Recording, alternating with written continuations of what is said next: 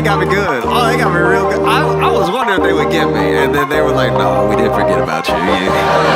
We think you're special. We would never forget. And I know they charge me extra. They gotta be charging me extra because they know I won't survive jail. So they're like, he gon' pay it. Just write a number. He'll make it happen. It's been great traveling this week. I've been able to go to Milwaukee, Madison, now Minneapolis and everything.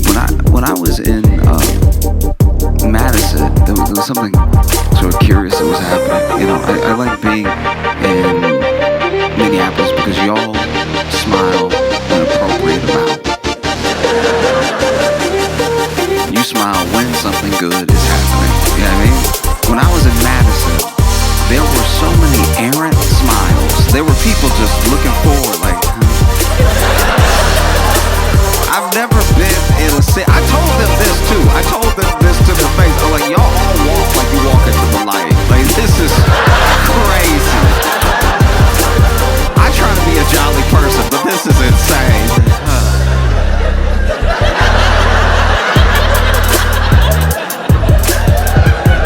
Nah, man, what? It was wild. And when I was there, I like when people are happy. I hope to make people happy, but when people got a little bit too much of it going on, I do have to get to the bottom of it. And so I did do a couple things. It's something I like to do in any city when I see too many people smiling when I get there. I immediately go to that city's Yelp. Because I'm like, there are problems here somewhere. We just have to find where they are. Not everything is a 5-star experience. Not everybody doesn't give a 5-star. And it didn't take long. Found a 1-star. I won't name the establishment, but the review simply said their old fashions taste like barbecue sauce.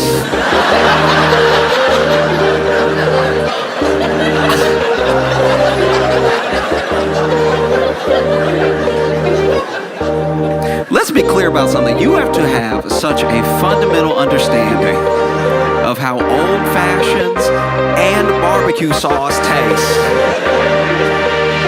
to take a sip of alcohol and go,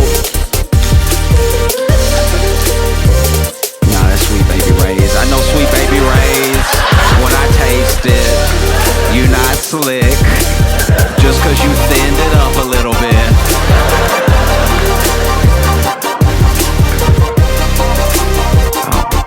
It's tough too because when you're dealing with some of this happiness in different places, you wonder, did y'all get taxed? Do you know what I mean? They must have skipped over y'all if y'all so happy all the time. And I think sometimes taxes feel extra difficult because when you pay them, you feel like you're paying them for everything that happens next, not to pay for the life you were living up until that point. Does that make sense? Like it's like when you pay rent. You're paying rent to keep living there. But when it comes to taxes, you're mostly paying for everything that already happened, that you already enjoyed or didn't enjoy, depending on the city. And I think that if you got something back with your taxes, say you pay your taxes, they give you that tax return. You can read all the numbers, why they say you owe what you owe, why you got back what you got back, and then they list next to that what they pay for with it.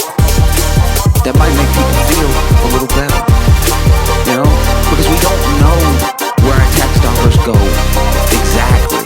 So then something happens and you feel like you're paying for that, and you're like, this isn't what I paid for. And somebody should tell you, oh no, this isn't on you. That's not that wasn't your money. You know what I mean? Like paying taxes as part of a country feels like when the bill comes and you gotta split it, but you only got wings.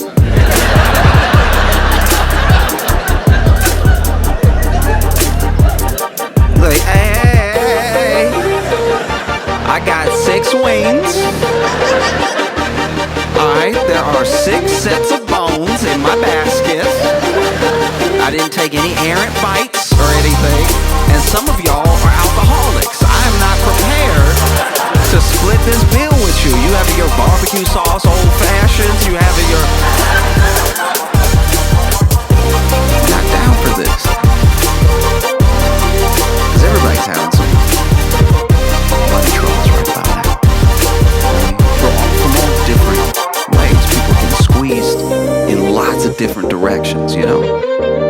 we already know tariffs are almost old news now. But the fallout isn't. The fallout is fresh. The Dow has only dropped by 1,000 points 11 times in history, and 4 of them were in like the last 2 months. Like this is very bad. If this were a roller coaster, this would be the part of the ride where your neck breaks. Like this is. Engineers don't feel this way. This is not safe. And you see it through the tariffs.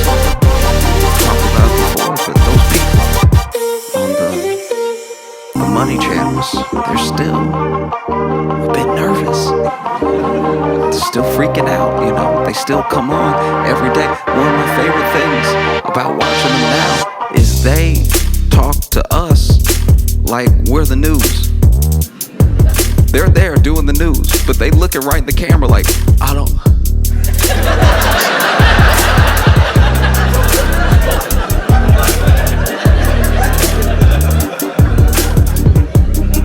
What y'all think?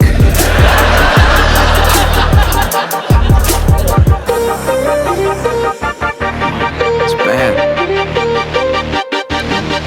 Like just this week, people losing money in all sorts of ways. I mean, Christy Nolan.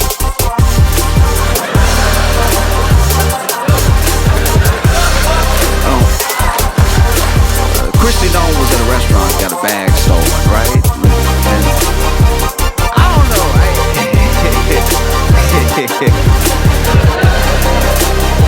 It is wild, okay, because then you have to.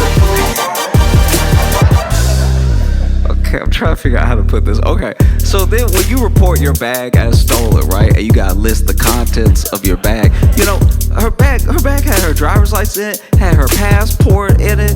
She had $3,000 in cash in her bag. $3,000 in American dollars. $3,000 in cash. Christy, that's $3,000. North American, South of Canada dollars. She had $3,000. That would make sense if this was like the 90s. You know, it's the 90s, you got it like that, you got 3,000 on you, you know, okay, you might see a food truck want to treat the town.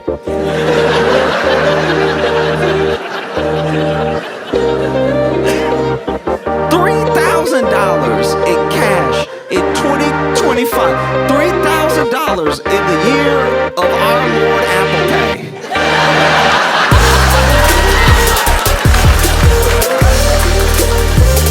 If I had been the cop that she reported to, the business, and she told me, listen in the back, oh, my DHS badge, my passport, my driver's license, so much stuff was in there. I had a couple of Jolly Ranchers, and oh yeah, $3,000 in cash. I'd be like,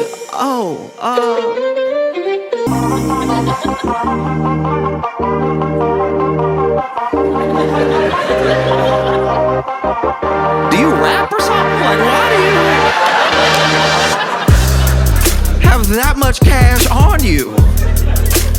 No, she had $3,000 in cash, but the kicker for me was she had a bunch of blank checks. I don't even have to, yeah. You still write checks. In 2025, you just got that blank check on you, just in case something pop off, and $3,000 in cash isn't enough. This is the most prepared to be mugged individual I've ever seen in my entire life. That is insane. You already got $3,000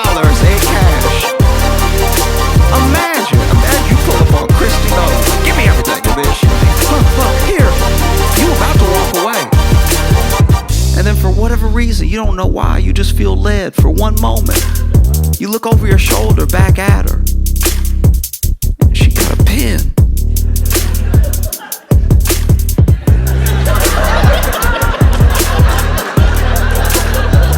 You said give you everything, you know.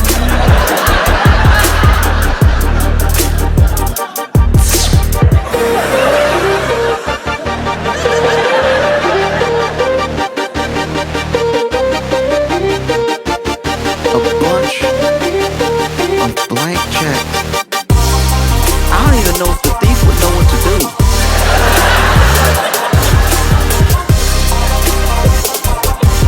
Like there used to be whole departments dedicated to check fraud. And now it's like 2 dudes. People are not writing checks like that anymore. I bet you they dump the contents out. They're like, oh, we scored. We got $3,000 in cash. We got her DHS badge. I'm sure she's gonna want that back. We got her passport, her driver's license. Oh, we got everything.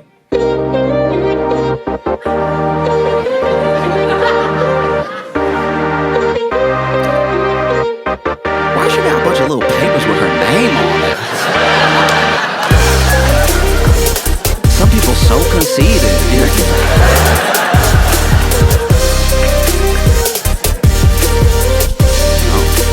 Cause that incident happened to me when I was in college. I left for the break, and when I got back, the RA, resident assistant, comes up to me as soon as I get back on campus, and she's like, hey, I'm gonna walk with you to your room. Now, you could get in trouble at the school I was in. It was a dry campus. You could get in trouble for like having alcohol in your room, or like if they found anything. Sometimes if there was even a whisper of something in your room, they'd at least want to check it out. And so I didn't know if maybe somebody had said something. I lived in my own room. I had my own like dorm room by myself, and so I was like, I know nothing should be in there that I don't know about, unless maybe I left it unlocked. Somebody put something in there. I don't know. So I'm kind of freaking out on the walk to get to my room, and then I go ahead, I open the door, and before I open the door, she's like, okay, don't freak out. I was like, that's not how you start. It's the least helpful way. Don't freak out. While people were gone on campus, there were a series of break-ins, and your room was one of the ones that was broken into. Right? Now, this isn't like me being like poor me, but everything I had is everything I had. Right? So I like the stuff that I left there. I have one of everything. And same for the stuff at home. And so I'm opening the door, thinking like, oh my gosh. Like, I don't have money to replace things that might be missing or broken. You know? So I open the door, and my room is trashed. It's like fully ransacked and everything. And then she's like, you just make a list, okay? Make a list of everything that's missing, and we'll figure out if like the Department of Public Safety on campus and the school at large can like help you recover some of it, or you know, maybe, who knows, maybe the school can like come up with the funds to help you get the stuff that was missing. And so I look around, and I'm moving clothes out of the way, all the stuff. I open my closet, they were in my closet too, and everything. And it takes a little while, but quietly I realize to myself that they didn't take anything. This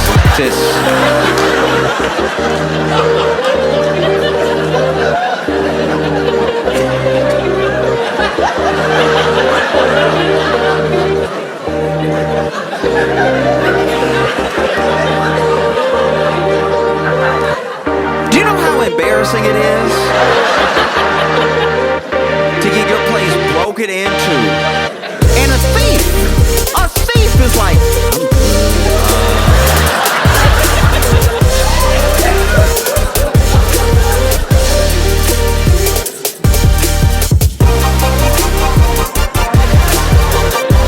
What do you do? What do you do? You know, I'm in my head, quietly walking around, you know, RA still standing in the doorway and everything. expensive in my head. I'm like, all right, I got a couple of good DVDs. All right, they not Fight Club fans. Like,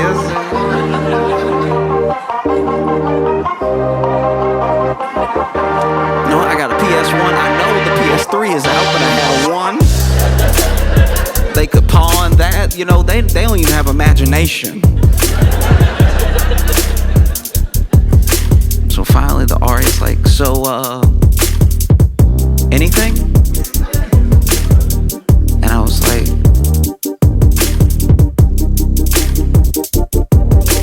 yeah, they took my Gucci watch. I had 2 Chanel bracelets. You gotta put the bracelets down. Please write the bracelets down, okay? And I had about $3,000 of cash. You know?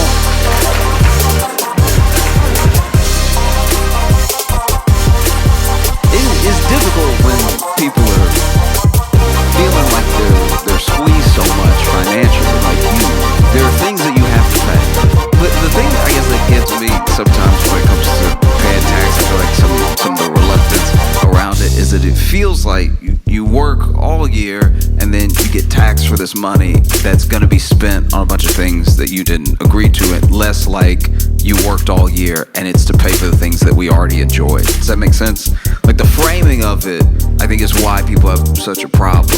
You know, like if you just sent back the tax return and then listed the stuff, you know what I mean? We might be like, oh, I didn't know that I kept the bridge open. That's good. That's pretty good. I use that bridge every day. I'm glad it's not in shambles. Oh, that's fantastic news. You have to pay your taxes not just because the government is telling you to. It's not the government being some big bad meanie or something. It's you live here and you use the roads, so maybe chip in so that it doesn't fall all the way apart, you know? And like that's not to say, really quick, that's not to say that I just pay my taxes blindly and love it and never question where it's going, because it is your money as well, so you deserve to have some say in where it goes. That's why we elect people to Congress. You know? It's why we pick the officials that we pick, even on a local level, because we're like, you work for me, you are my employee, and here are the things that I want to see, these are the things I don't want to see. It feels like in this moment we're in a real predicament of, I guess the best way to describe it is I used to work at a store, and when I worked there, they promoted this one guy that was like, one of us, one of the cashiers. They promoted him, and they really shouldn't have done it. They clearly weren't paying attention. Like I was barely a good employee, and he was worse than me by far. And they promoted him. I was like, that blows my mind. And I wasn't jealous. It wasn't like I wanted a promotion. I felt like my duties to my level of commitment were right on par. Like I was like, let me stack the grapes, let me stock the shelves. Don't ask me to do more, and I promise not to do less. Okay? No. But he was actively bad, and they promoted him. And a good example was he wanted to go to business school, and one of the assistant managers said, "Oh, I used to, go to business school. Like I graduated from business school.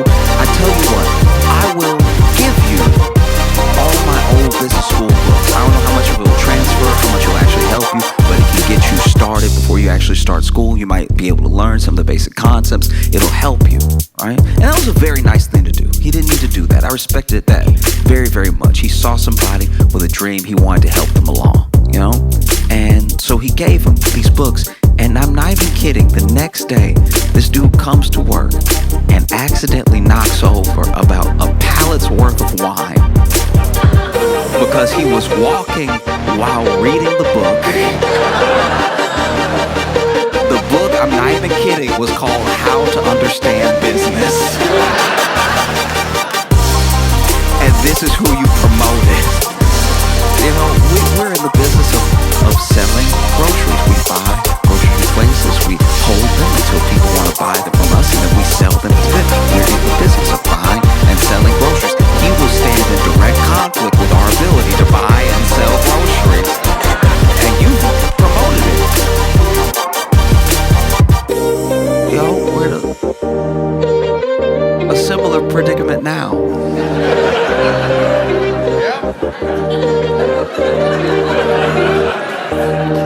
As a country, we're in a similar situation because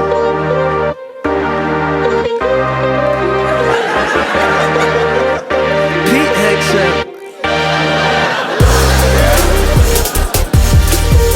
got in trouble again for the same thing from before. Basically, if you're not familiar, a bunch of people who are supposed to were using the app Signal to, talk about war plans, and, quick gist, they accidentally invited a journalist, and then the mission kicks off. They do the attack is successful, and everyone finds out, and they're like, that was dumb, don't do that again. And everybody was like, we can't promise that. Like, that's not okay. Well, fast forward to rewind, we are in the same situation again, because unbeknownst to, I guess, anybody at the time, Pete Hegseth had not only been using Signal to discuss war plans, he had a whole other channel where he was just talking to his wife, his brother, and his personal attorney. And you couldn't. This is what genuinely bothers me. Like this is what actually upsets me about the whole thing. Some people are upset. They're like, I can't believe they're discussing such sensitive information that should have been.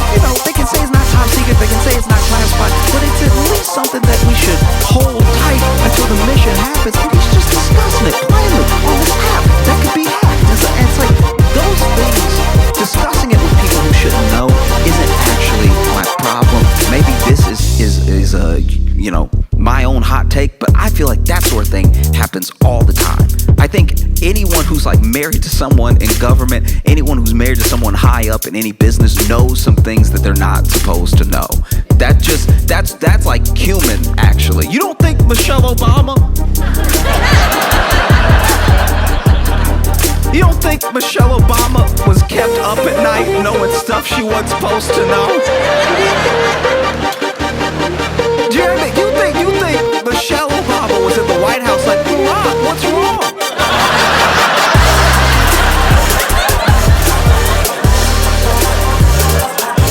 And then Barack was like,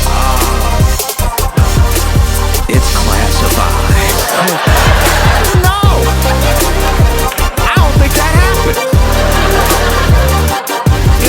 I'm sure Michelle was in the White House minding her own business. Eating a veggie plate.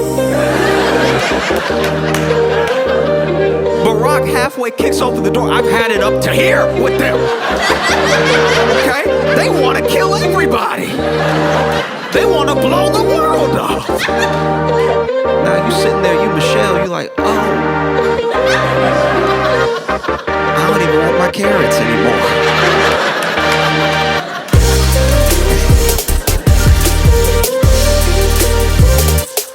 No, the thing that bothers me is that he couldn't just be, Pete just couldn't be professional, and wait for an hour till he got home to tell her in person. Like, just do it the way people normally do. Walk in the door and be like, you won't believe. Like, that's the way you do it. But when I pay my taxes, I do get upset when I see it blatantly being misused. Like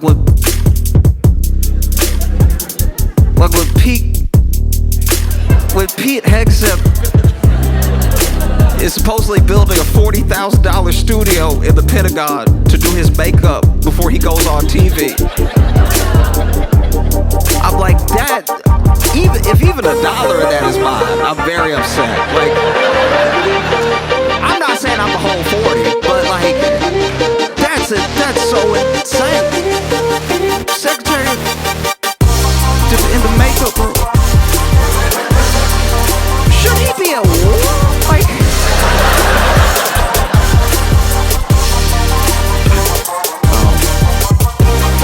every once in a while, I come into contact with somebody that you know from. You know, in a personal way, and eventually, maybe this has happened to some of you. You turn on the local news, and you see them. And you're like, I knew it was gonna be something. You know what I mean? Maybe it's the 8 o'clock, the 10 o'clock news, but they did something. You see that mug shot and everything. When I was in Chicago, I worked with this dude. At our job, in the break room, we had a light sensor for the light switch. So you just press it, lights come on, or, you know, if nobody was in there, or if you didn't move for long enough, lights go on, right? And one day, I'm walking into the break room, take my break, lights are off, I walk in, lights come on, and he's sitting there, already in the break room, eating barbecue. And let me go out on a limb right now and say that if you eat barbecue in the dark, you are a murderer, okay? You're already guilty in my mind. If you are that comfortable with bones in the dark, there's no telling what else you're capable of. If you are that comfortable slipping and sliding on your teeth and tongue, barbecue is messy enough in the light. You should have seen his face when the lights came on.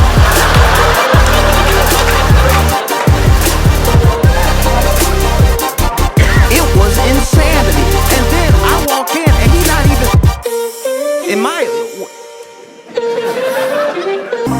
If it were me and that happened, because I try to put myself in his shoes, I try to be empathetic. I'm like, okay, let's say you eating barbecue in the break room on your break, right?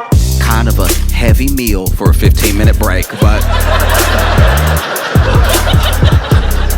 to each their own, you know what I mean? You go be sleepy when you come back, but I want everybody to enjoy their life. So let's say you're eating barbecue in the break room and you are somehow doing it so still.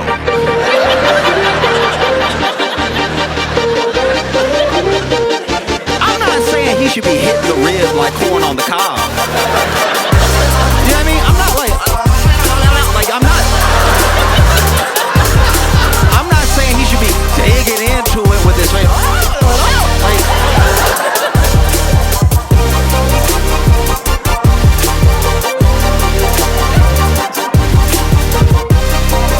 In case you're wondering, that is, at least in my mind, the sound you make when you eat barbecue in the dark, like that. If you eat barbecue in the dark, you don't eat it like the rest of us. The rest of us chew like civilized people, but if you in the dark eat barbecue, you are wilding out. You're doing whole other sounds and effects that the rest of us don't do, you know?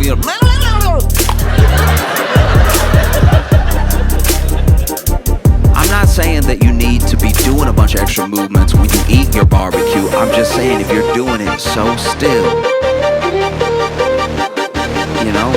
Munch, munch, munch. Munch, munch, munch.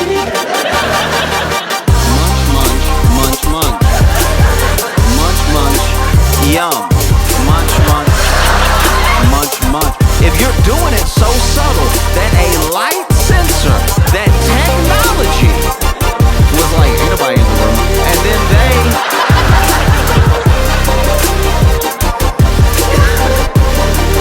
decide to shut the lights off on you, and you still did not feel led to change the conditions of your meal. go off and you're like, that's even better.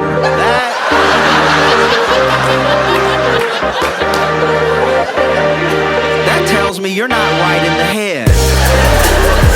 Something's going on with your mind or your spirit. Something is evil in you.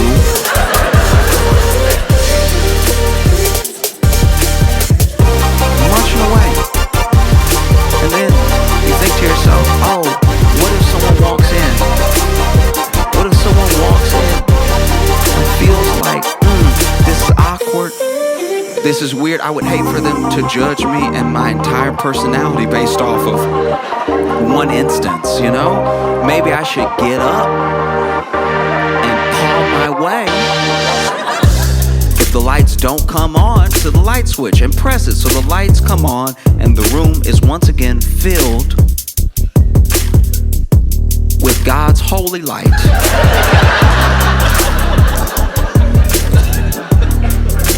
I even tried to extend that olive branch and be like, you know what? He probably didn't want to get barbecue sauce on the switch. You know what I mean? Maybe that's what it was. Maybe he thought if he was flinging his hands, he'd get barbecue sauce on the walls. That would look even scarier because now I walk in, the walls red, you got a bone in your hand, you munching away. Really tried to put myself in that headspace. Try to be fair to him. And after I got through thinking all those thoughts, I was like, no, the whole thing was weird. No, I was right. It's insane.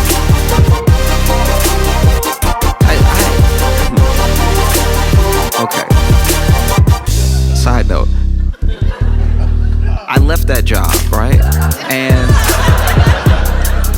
one day I was catching up with a different coworker. I was telling them what happened, right? I was like, hey, I was super weird. Like I could get in there and, you know, he'd been in the dark, so he wasn't phased. It wasn't like something just happened and I walked in right after or whatever. And they were like, oh, you know what?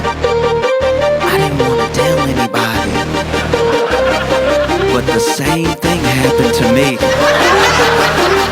Which means on a different day,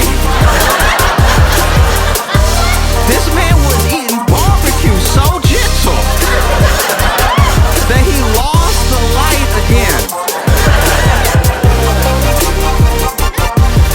And this dude, okay, so look, so our coworker tells me, they're like, no, okay, so when I walked in, that light, I think was genuinely broken because I walked in and it was still dark. Like it didn't just come on because I swung the door open, right? So we at least know now he didn't turn the lights off on himself. Because I did worry about that. I did worry that that man took his break, went to the break room with his barbecue, knew what he was about to do, knew how unchristian he was about to behave, set the barbecue down on the table and was like, nobody needs to know. But yeah, so apparently there was a problem with the light in the break room, and they were like, yeah, but when I walked in, he was eating the barbecue, and I'm pretty sure he was choking. Which would make you feel bad for him for a second, until you really put yourself in that situation. Because if you walk in to a dark room, you assume nobody's in there, and the sound of someone choking on barbecue in a dark room does sound like a demon. It does sound. If you walk in and start, no, do it real quick. Close your eyes. Close your eyes real quick. I want everybody to close your eyes. Close your eyes. Close your eyes. Close your eyes.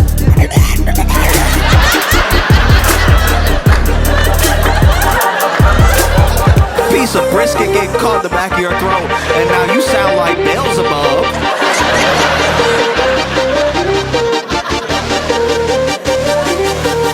No. And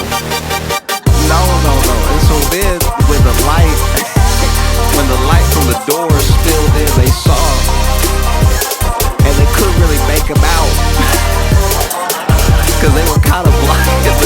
The light themselves just standing in the doorway, and they said that they just saw him like eating in the corner. Which, why are you facing the wall? forgot to mention that. That happened to me too. He was facing the wall. It's already dark. You don't need to worry about being seen. But he faced the wall going.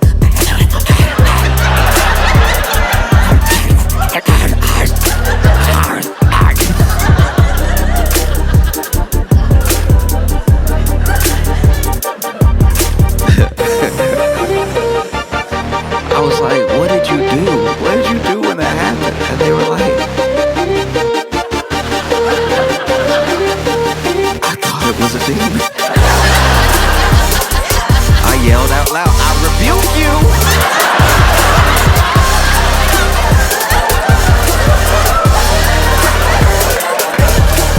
And then I closed the door.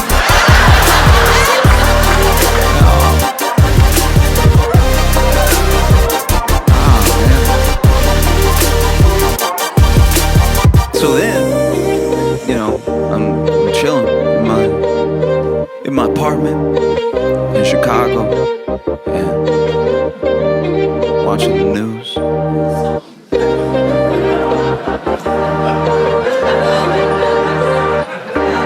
And I see a mugshot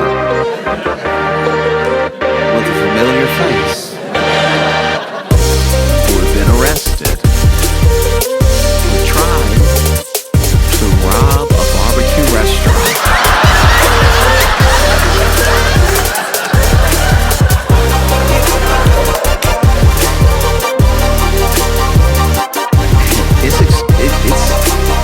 It's especially tough right now because I think people are getting squeezed from more angles than we thought was possible, right? It's like, you know, wages aren't increasing, jobs are hard to come by because of layoffs. Some of the layoffs are like the seasonal layoffs when, you know, companies restructure and everything, things that we're actually used to.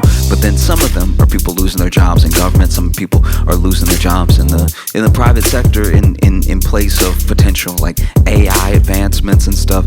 All while you have the tariffs going on. And I truly believe that some of it is preventable. Obviously, there's going to be ebbs and flows with every economy. There's going to be ebbs and flows with every country throughout its history of how rich it is or how markets fluctuate. Some of these are unforced errors and some of these are things that just happen, but it's all happening at one time. You know? And I think very basic. I wish everyone could agree on it, but we're not there yet. That just by being human, just by virtue of being alive, you deserve access to basic necessities, the most basic of things, right? And especially if you're working. If you are working full time and you're still struggling to get the basic, we're talking about food, water, and shelter. We're talking about the most basic things. And I think sometimes when you bring up the people who are having a rough time, they're having a rougher go of it than is just, right?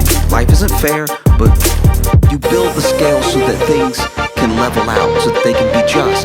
And when you talk about people who are having a rough time, who need extra help to try to get level, and they're working, they're doing their best. I think people conflate that with people who want luxuries, or they want something for free. These people are already working. We are the hardest working country in the world. We clock more hours than anybody else, and we every year have less and less to show for it. We have less to show in healthcare, we have less to show in education and the possibility of upward mobility. Every year we work harder, and every year we have less. We take less vacation days than pretty much anyone in the world, and for all of our hard work, we are not seeing the fruits of our labor. And there are people who will tell you, oh, but if you just work a little bit harder, if you just do it this way, oh, I'm smart, I figured it out, you will too.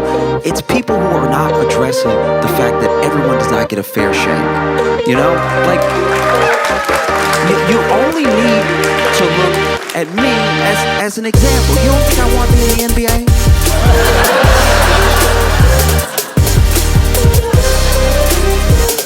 I did everything that I was supposed to do. I ate my greens. Alright, I shot the ball. I did the running. I did everything. But trust me, if I show up to an open trial, my shot for whatever team will have me, they will be calling security. All right?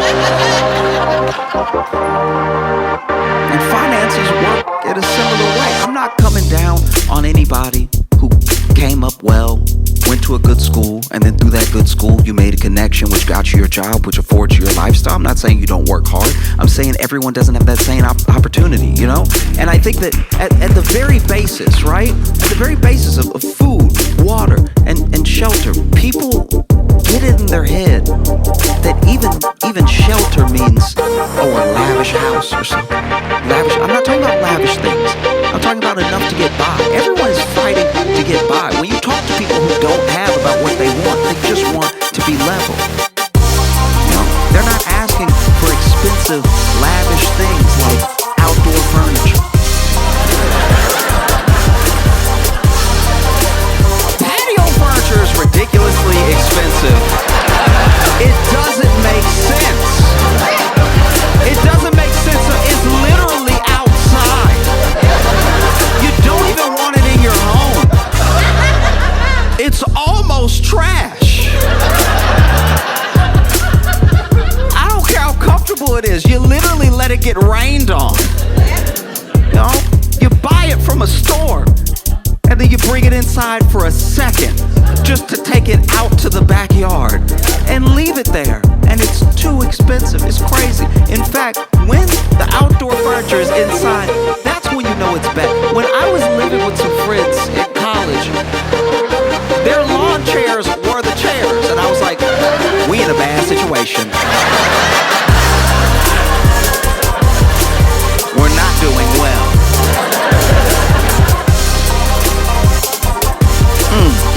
You got the patio furniture in front of the TV. We about to die tomorrow.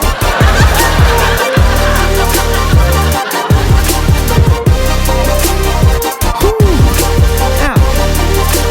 You know? It's bad. It's bad, and it shouldn't be this bad. You know, you work, you pay your taxes. Things should come back to benefit you, and it's still, there's a narrative that's going on that's got all of us really going after and arguing with each other as if there's limited resources, as if there's limited money, as if there's limited opportunity, and we know there's not. We know that there's actually plenty to go around, even with the hundreds of millions of us that are in this country. There's plenty to go around because we know how much billionaires have, because they make it known how much they have, you know? Like you see how much land they own, and you're like, that is a lot of people could live there. That's crazy. Or you know that CEO that said he wanted to own all the water. It's like, that's something you keep to yourself. What a sociopathic thing to say. Oh, I want all the water. You can't even drink it. What's wrong with you? That's what kills me. It's like people think that it's solely government. People think that it's their job. They think it's not. I promise it's not. And what really burdens me, what keeps me up at night, is that these people are siphoning all of this money. They siphon it from the government. They get benefits from the government. They get tax cuts from the government. They siphon all this money. They siphon your wealth from you. They siphon it in wages by the fact that they don't increase. They siphon off of like shrinkflation when they act like they cry for it and they charge you more for less. They siphon all this money, all to what end? To have a few people have all that money, more money than anyone will ever need in their lifetime, and you know it because they don't spend it. They siphon all of this money out. They are literally parasitic, and then they dress like me.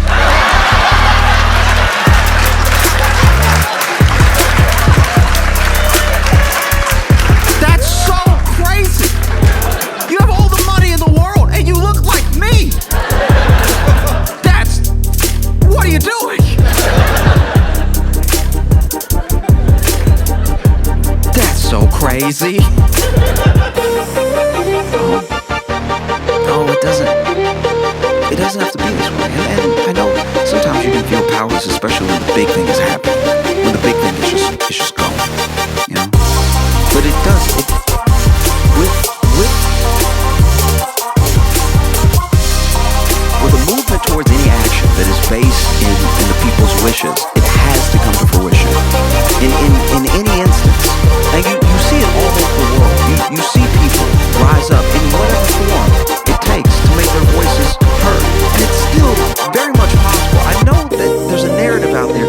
like a cog, that there's nothing you can do, and that you might as well just scrounge up as many pennies as you can to get by, and that'll be the best you can ask out of life. You know, it's to the point now where even people who cross over that $1 million threshold, they enter that tax bracket, they still feel that way. You can make $500,000, you can have $300,000 saved up, and you might sell something within your company, make another $200,000. You might cross that $1 million threshold, even by just a little bit, and still be like, I'm barely getting by. And people roll their eyes at that, they scoff at that. But the way that things are set up, unless you are uber rich, it's very easy to drop right out of that tax bracket. Right out, none of that is certain. You know, small business owners, some of them could be considered millionaires, but they'll tell you, they're like, my actual business and the people that I care for, the employees that I employ that depend on me for their benefits, for their livelihood, it's like we are month to month, right? So this structure doesn't end at just taking care of yourself. And it's why everybody, to the best of our ability, we have to be looking at the whole. The way that they play it is the way that benefits them every single time. Someone who's already a billionaire would love for you to just try to be like me. You can do it if you work hard enough. That's the narrative out there. They don't talk about how many government benefits they get, how many tax cuts they get, that they were born rich. They don't let any of that into the story, because it would kind of ruin the whole thing. You know what I mean? So, you know, it's literally, it's up to you, because we're already there. We're already in a place where I don't see how things are just gonna get better by themselves. People are putting burritos on layaway.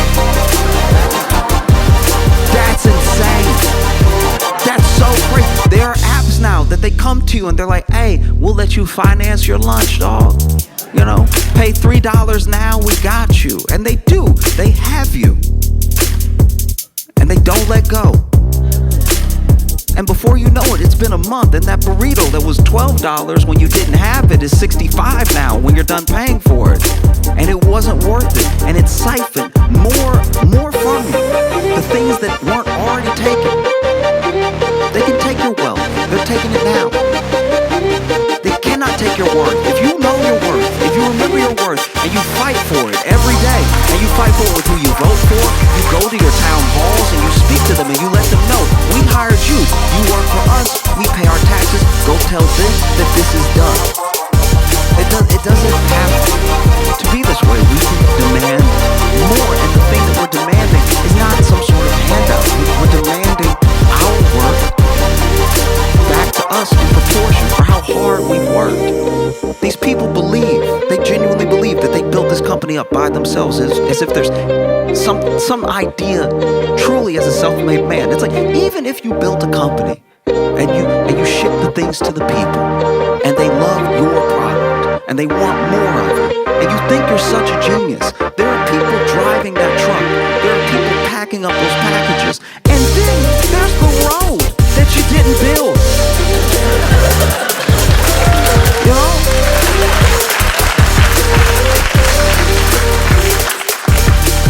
In what world should it be like this? That's crazy. And then the narrative gets put back on us, that we deserve these pennies, that we deserve such a small share of the thing that we helped build. Look around. Really look around when you walk around your city. Really look around when you travel. Wherever you go in America, no matter who you are, we built this. We built this together. We built it, and I'm not even saying that these like titans of industry don't hold a part in it. I'm not discounting someone having an idea and through ingenuity bring it to fruition to the point where they employ people, to the point where people depend on them. But there are responsibilities that come with that sort of thing. You know, I wanted to start like a candy company, and I was like, nah, I'm actually gonna be a terrible boss. I'd be a terrible boss, you know. I'd be in there in the candy factory eating all the chocolate, making myself sick, and then when people come to the factory to look at our chocolate, they'd be like, the boss is in the bathroom throwing up again because he's a child that can't stop himself. And that's why I didn't start a business, because I was like, you know, you shouldn't be put in a position where you gotta put. Sometimes I find myself falling down whole rabbit holes online of things, stories and stuff. And there's a case, there's a trial that just ended, and I think it may qualify for trial of the century. I know that's premature to say, but I don't know. I think it's pretty incredible. The trial of Young Thug just ended. Now, if you don't know who Young Thug is, he's a rapper. It's not a dog whistle this time.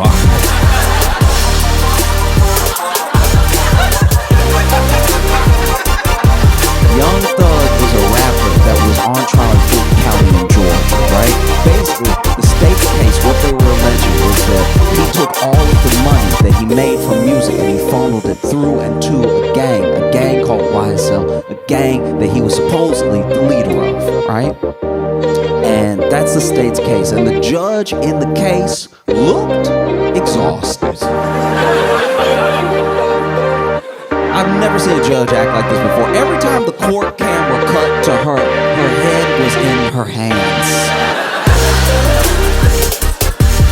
I'm not gonna act like I know the law, okay? My understanding of the law sort of begins and ends with Law and Order SVU, alright? So I know you can sustain, and you can object. I've never heard a judge be like, you can't do that. She said it a lot.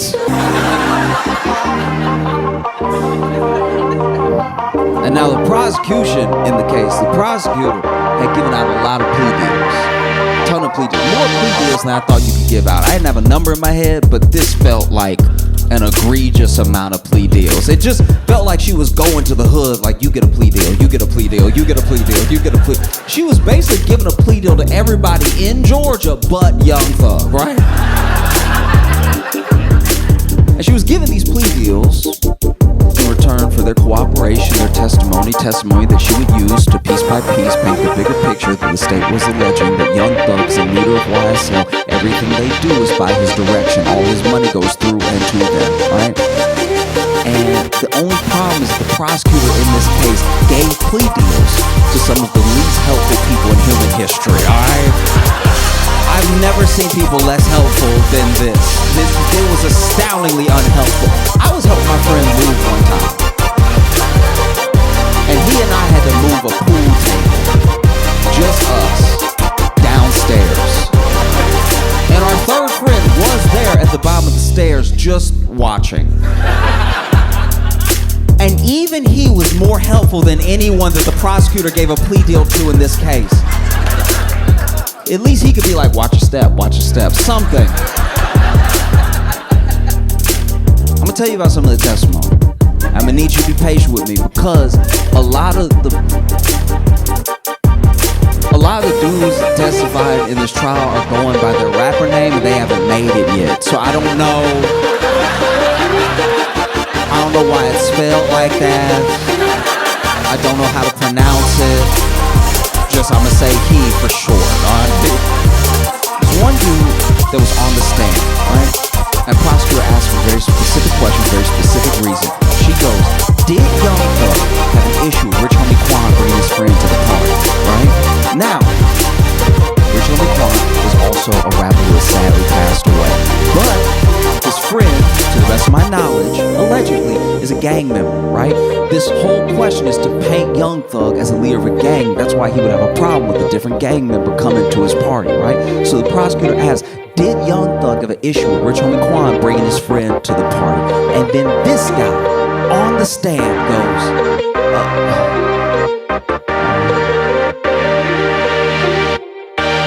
Thug, did you have an issue with Rich Homie Quan?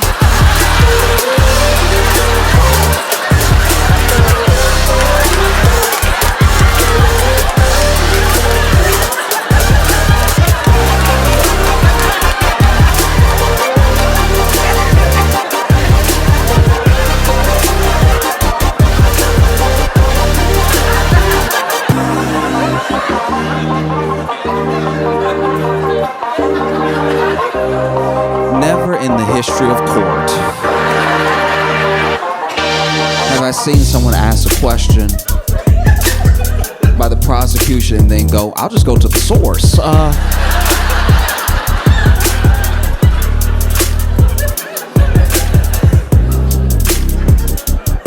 And so then the prosecutor goes, no, I'm asking you. Did Young Thug ever issue a Rich Homie Quan bring his friend to the party, right? And this guy goes,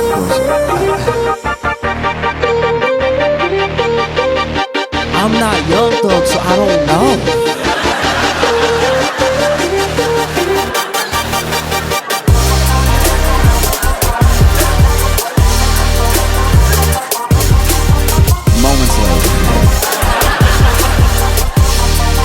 Prosecutors are asking question after question after question, all alleging the same thing, all to the same end, right? And this dude, he's not being combative, he's not even being rude, he's just not being helpful. And so then the prosecutor pulls up, I don't know if she pulled up it exactly, but basically references his plea deal where she goes, I have right here you answering questions definitively that I'm asking you right now. And then this guy on the stand goes, y'all wrote that, I just signed it.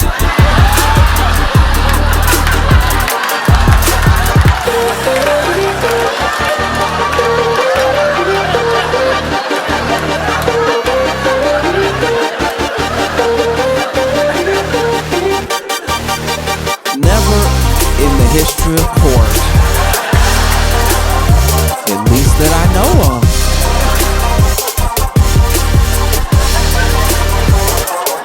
and it's like, you know, the internet especially was of two minds, because it was like people could not decide if these were like some of the dumbest people who had ever lived or legal masterminds.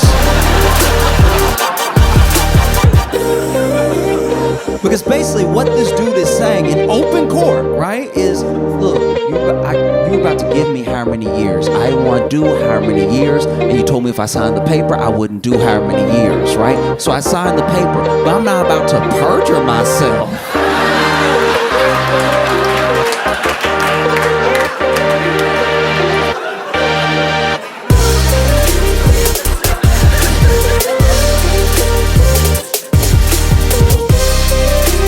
Dude was supposed to be on the stand for 3 hours.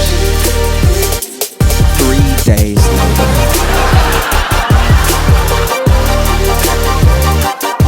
The prosecution's asking question after question after question, all to the same end, right? And, you know, references again. Look, I understand that we typed it up, but what is in this is based off of what you said to the police. This is based off of testimony you gave during interrogation. And he was like, yeah, but if you gave it to me to type up, it would say something different than what you have right there, right now. Even the prosecutor was like, oh.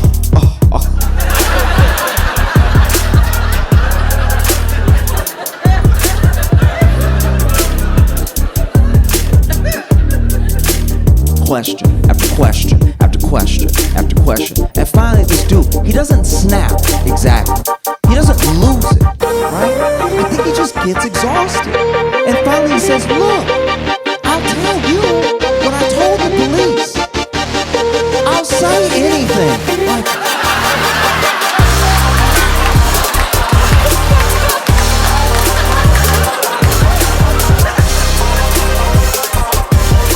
this is a witness for the prosecution.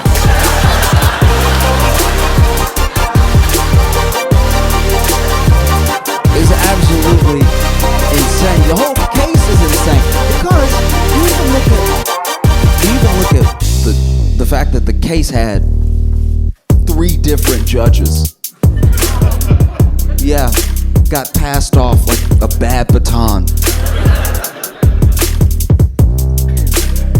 First judge was Judge, I don't know how to pronounce his name. I think it's Glanville, yeah. And this judge, he does seem to suck. Like, he does. But he also had to put up with some stuff too, because there were jurors that were fully out of pocket during this case. Just a couple of examples. There was one juror that got picked. It already took nearly a year, by the way, to pick a jury, which is insane. And then after they pick the jury, there's one juror that during the trial has started, and I think they just went to the Dominican Republic.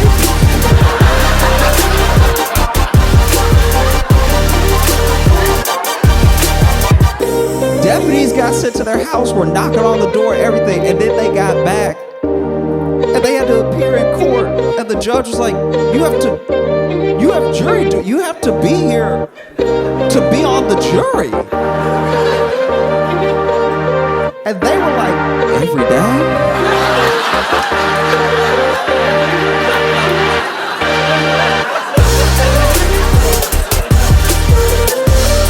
That sounds wildly inconvenient.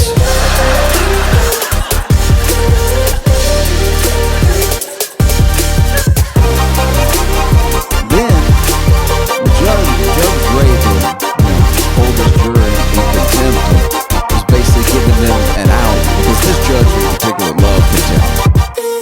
He had a lot of contempt. The entire trial full of contempt. And gave the juror a way out. He was like, look,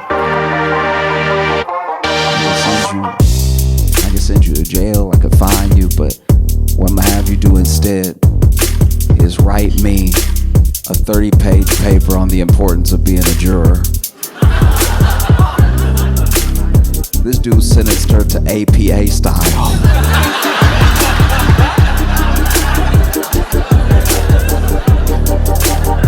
He sentenced her to citing sources. You couldn't see his face in the moment, but even Thug was like, damn.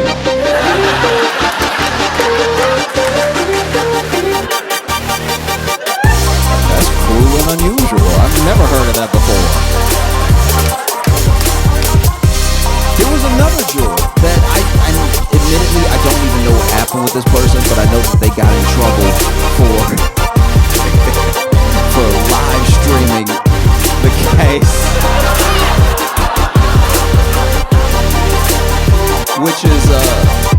which is extra crazy because it was being live streamed.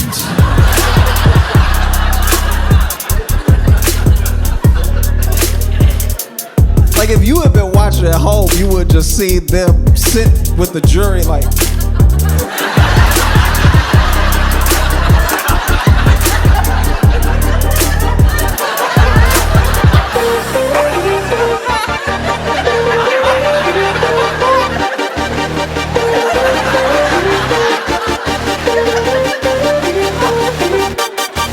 Jail time for an extra angle. We are.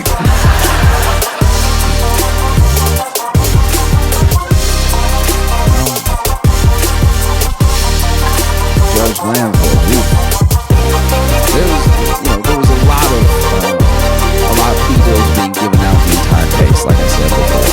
And some of the things that were happening was this is me guessing, but there were people that were not being super forthcoming, that they probably didn't necessarily have to be, but they were in some sort of trouble. And so the plea deal was just given just as an extra, it's okay, you can talk, we just need to get this guy, right? And even with that, there were still people that didn't quite want to testify. And then there were people that were being so difficult, state witnesses who were being so difficult that the state just could not get anywhere. You know? And there was one person, star witness. Basically, the prosecution needed a through line. They needed something that would connect everything. And so they laid a lot of it on one person in particular. And they needed his testimony so bad that they pretty much gave him immunity on the stand. I didn't even know you could do that. It sounds made up. It sounds fake. I feel like he thought it was fake too, because he was like, immunity on, so if I say something on the stand, answering one of your questions, and it implicates Thug, but it also implicates me, I'm okay? Yeah, you're okay, you have immunity. Immunity on the stand, you're gonna be good. You sure? Yeah, you're gonna be good. Okay, I'm not even joking. He goes, okay.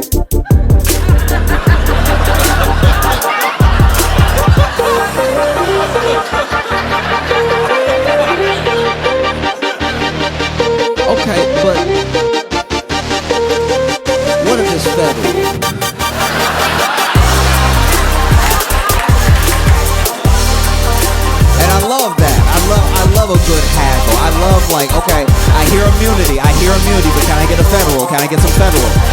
Federal, please. Can I get a little federal?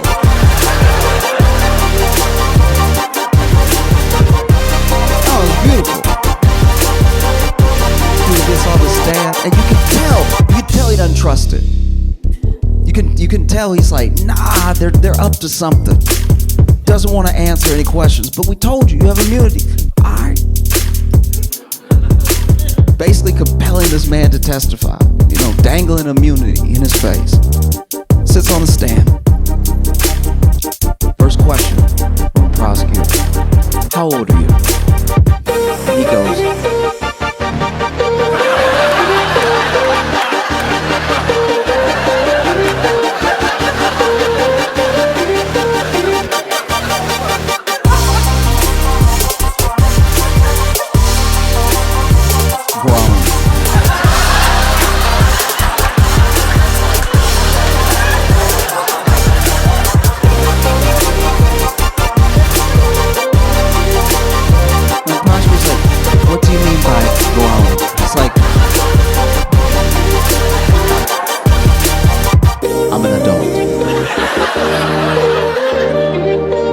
prosecutor is like, okay, seeing as you're an adult, how many years is that?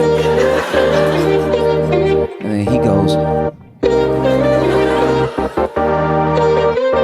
looks over at the judge. I plead the fifth.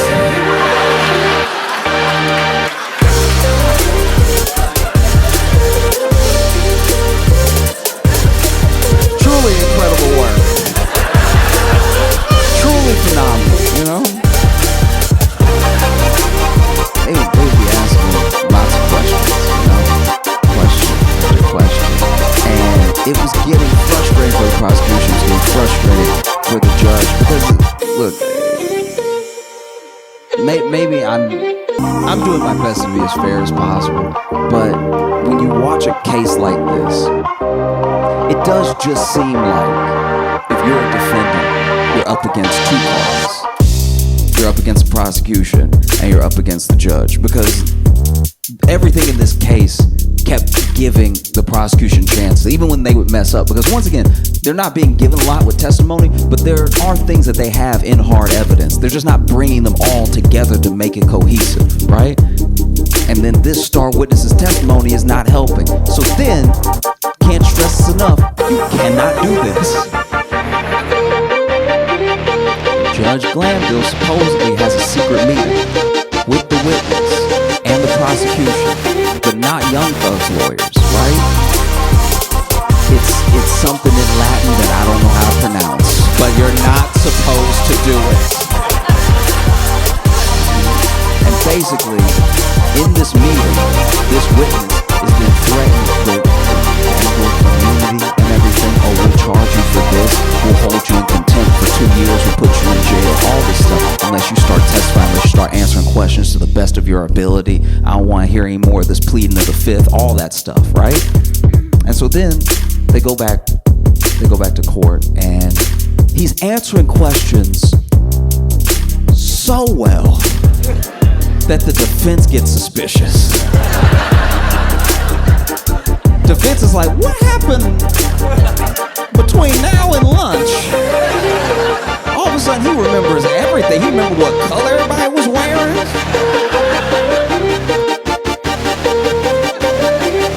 And then it comes to defense lawyer's attention that there was this secret meeting. And so he addresses it in court, in front of the judge, to the judge. He goes, Ron, I've heard some distressing news that there was a secret meeting with you, the prosecution, and the witness. My client and I were not privy to it. I don't know what was discussed.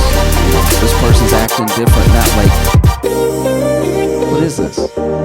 And the judge, instead of denying it, instead of being like, that's a horrible accusation, that's not true at all, the judge goes, who told you that?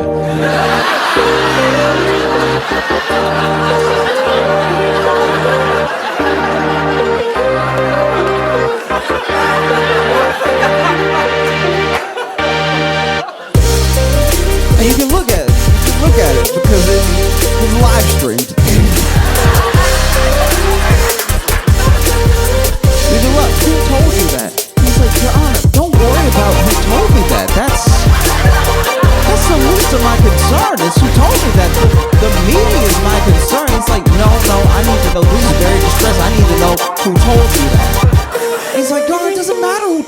is that true? Like, did that happen? Who told you that? Who told you that? Who told you that? Who told you that?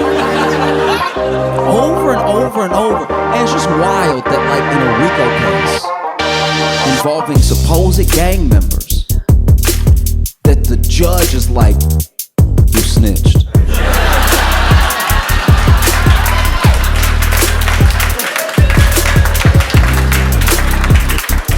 Nah, for real, who snitched, huh? Like, hey, I need you to come up out them names. Who snitched? Ain't nobody play with, look, I will bust everybody in here right now. Who snitched? And Doug's lawyer is like, no, look, I'm not gonna tell you, alright? I'm not gonna tell you how I came on this knowledge. I'm just asking you if this happened. I'm asking you, maybe for a mistrial. Like, how could this happen? He goes, who told you? Who told you? I'm gonna give you 5 minutes to tell me who told you. And Doug's lawyer's like, I don't need 5 minutes. I'm not gonna tell you. That should be the least of your concern. Like, is this true? And he's like, I'm gonna hold you in contempt if you don't tell me. I will put you in jail if you don't tell me. You will go to jail if you do not tell me. He's like, look, I'm not gonna tell you. You can put me in jail, but the problem is the meeting. The problem isn't who told me, right? And so then the judge does it. He holds Doug's lawyer in contempt, which is pretty terrifying. You know? This judge is basically going over and over again. Who snitched? Who snitched? I can't stand a snitch. And you know,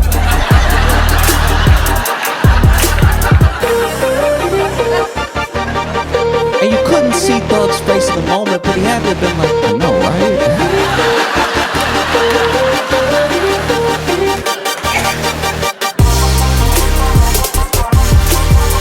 And so then Glanville does it. He holds Doug's lawyer in contempt.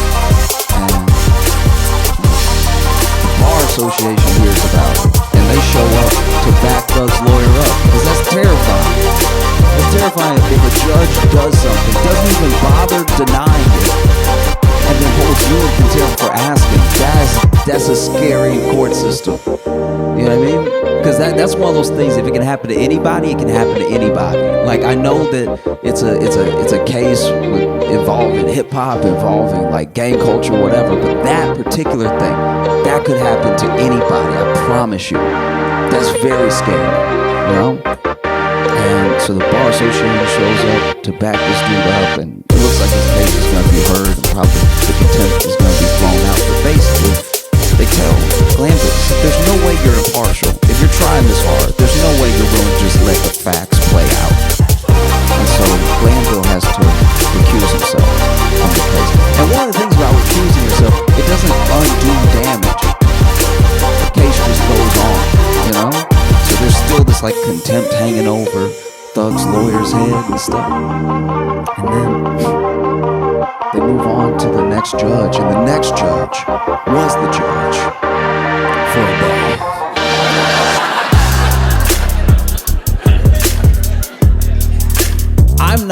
I'm not a judge, and I don't know how judges get cases and stuff. Apparently this case was just given to her randomly and everything, and then she got the case and she was immediately like, hey, y'all, I can't.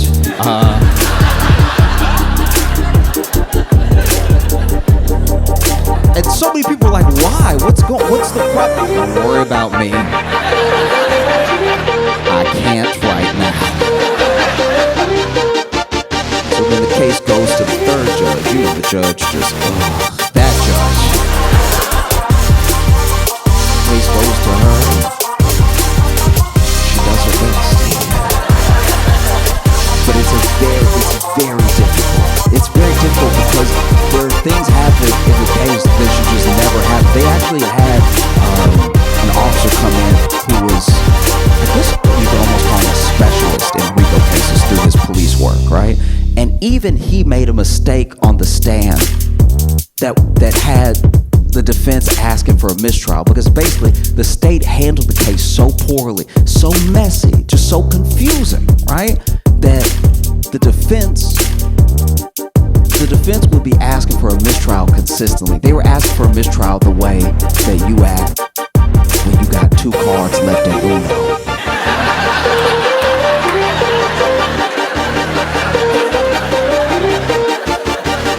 Anybody do anything, you're like, oh.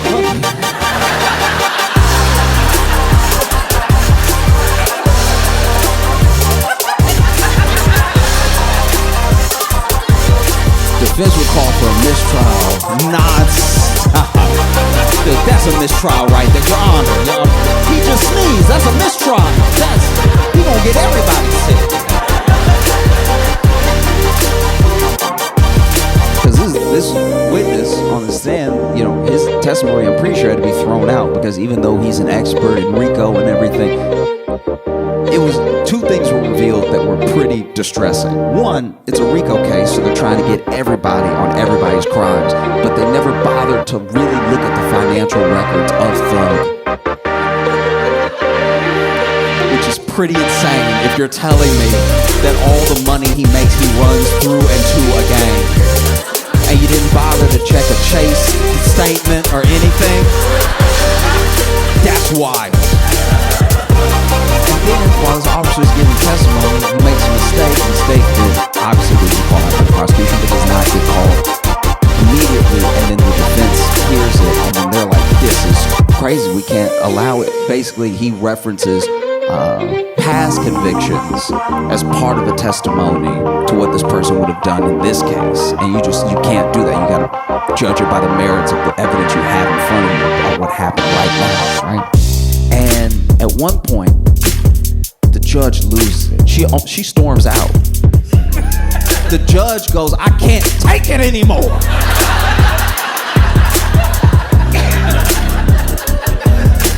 She hadn't even been the judge the whole time, but she was like, this is insanity.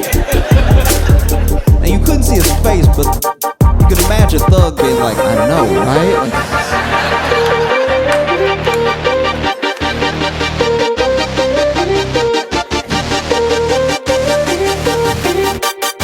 And so she almost grants a mistrial. There's a mistrial with prejudice and mistrial without prejudice. Mistrial with prejudice is basically don't even bring it up again. Mistrial without prejudice is like, okay, you didn't make the best case, or something happened, or a bunch of jurors went to Dominican Republic, so like, we can try it again later. And so, the judge at one point has had it with the prosecution and is giving like a full-on. You just so rarely hear people talk to like this on a live stream that aren't on a Zoom call at home. Like this, she was looking at the prosecution, and she was at her wit's end, and she was like, I don't know what to say to you. Like, I don't know, with the years of experience that you have, I don't know if you were willfully trying this case as badly as possible, or if you were just so unorganized that you can't seem to string a coherent thought together on how two things are related. And we've heard testimony, there are people that don't show up, we're leaving at 4:25, like, what is happening? And the whole time the prosecution's like, you ever just take your talking to them because you're like, yeah, it's pretty bad, But the prosecutor had the same nod that dudes have on the street when they getting yelled at on Valentine's Day. It's just like, just go ahead and nod. Just accept that you've messed up.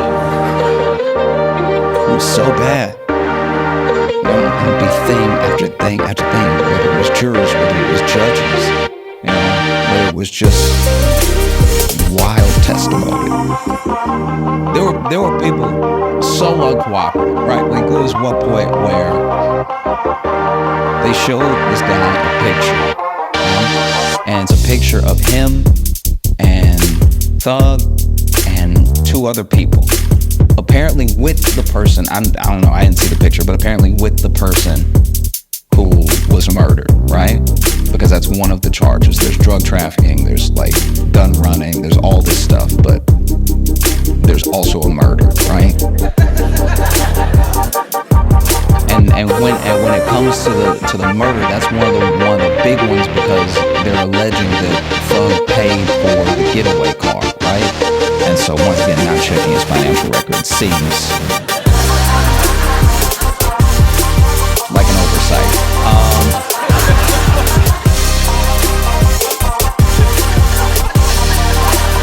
I'm not a lawyer.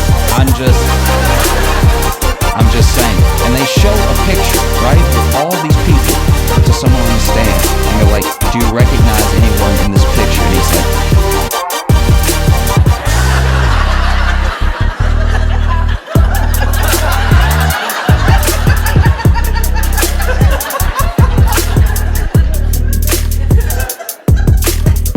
I see me.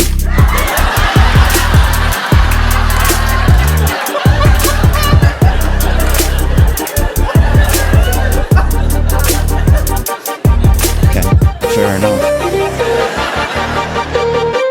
Even when it came to the start with this, there was one time where they simply asked this dude, when did you meet Young Thug? And he was like, before I went to jail.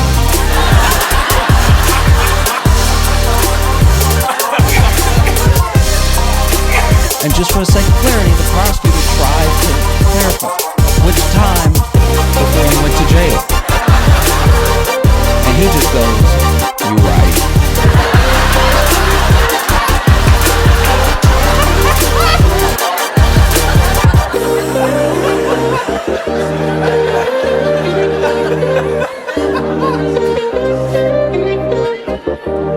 And I don't know how you handle this sort of thing, because this ended up being the longest trial in Georgia's history. Also, one of the most expensive, if not the most expensive, because I guess plea deals cost a lot of money. And it gets so bad that every day defense is like, hey, mistrial's still an option. You want to hit it with a little mistrial? You can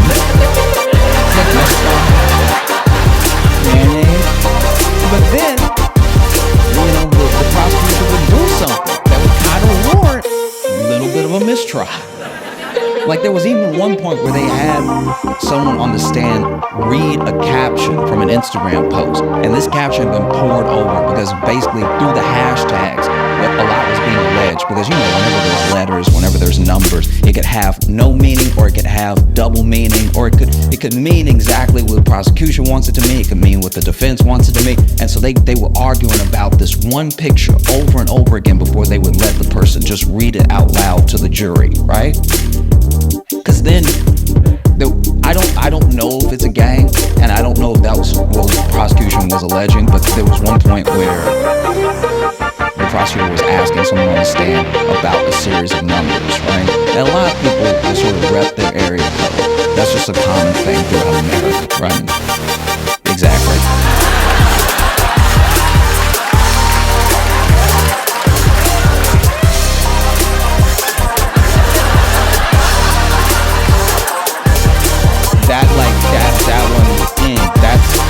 That's one of those things that's like, you don't even, it's so unifying, everyone does it, like, sometimes you just can't help it, yeah? But this is my thing, dude on the stand, prosecutor asked him, what's 374? And he was like, numbers.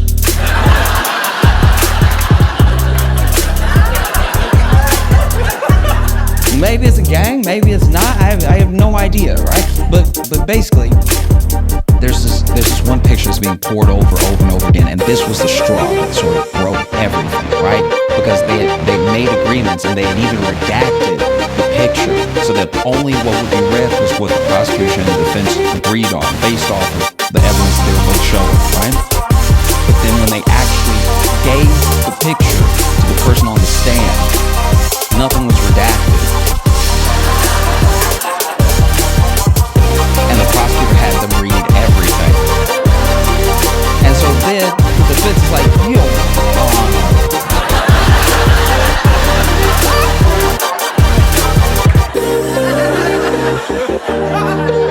I've never heard a lawyer have to like go your honor, kind of like, mom, like.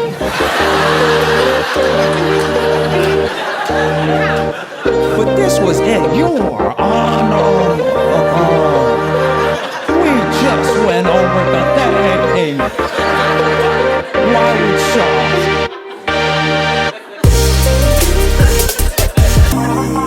And sure enough, Judge agreed. Judge was like, look, I gotta do something else with my life too. Like, it can't just be this. And judge said an interesting thing, and like I said, I know a little bit about the law, most of it, what not to do from this case. But the judge says something where she's like, I'm basically trying to salvage something here because I don't want an entire jury's 11 months to be wasted. I don't want, which to me is a little weird. Their time's already been wasted. Like, this is about seeing if someone did or didn't do something. And so, that statement was said, but then, the judge turns to the defense and goes, I'm not gonna grant you a mistrial with prejudice, but would you like a mistrial without prejudice? And the defense was like, yup.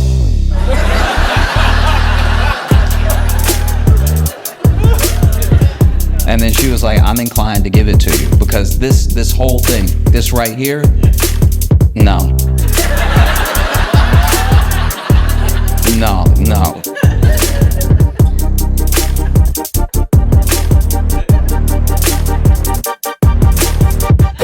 And so then, they get to plea dealing a bunch of people day after day after day. And then they actually go to Thug and they're like, look, you're facing like 25, 40 years for all the things that we are alleging, right? But we'll give you probation, right? We'll give you probation if you just admit that you are the leader of YSL, a gang where you take all the money and you funnel it through into the gang. And everything they do is in your direction. Like if you'll just say that probation, you'll be good to go, right? And then Thug says, no, I'm not just gonna accept. You came to me to make your case for you. You know what I mean? No. And that's a very, I don't know, to me, that's a very